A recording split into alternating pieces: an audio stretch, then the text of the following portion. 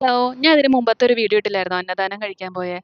ആ അമ്പലത്തില് ഇന്ന് പകൽപ്പൂരമാട്ടോ. ലാസ്റ്റ് ദിവസാണേ. ഞങ്ങളൊരു 6:30 ആയപ്പോഴൊക്കെ എത്തി.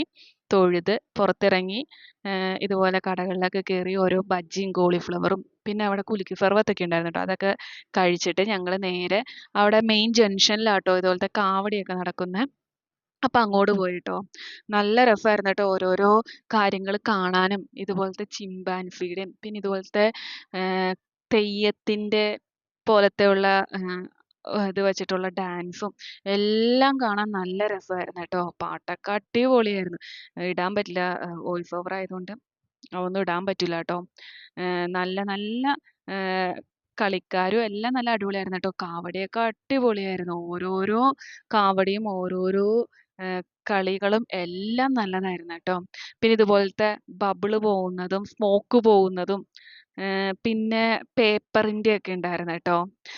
അതൊക്കെ കഴിഞ്ഞ് അടുത്തത് വന്നത് ഇതുപോലത്തെ ചെണ്ടമേളക്കാരാട്ടോ. അത് കഴിഞ്ഞിട്ട് അതിന്റെ ഏഹ് സൈഡിലായിട്ടാട്ടോ ഇതുപോലത്തെ കാവടി കിടക്കുന്നെ.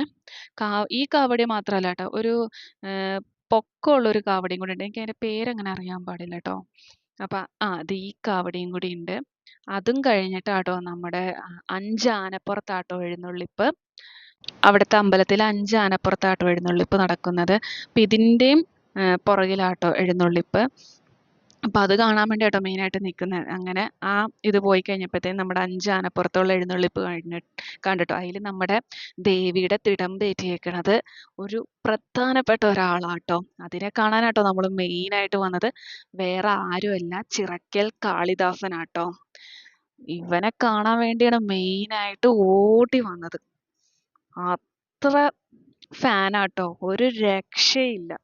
അടിപൊളിയാ. കാണാനും അതെ സൂപ്പറാട്ടോ.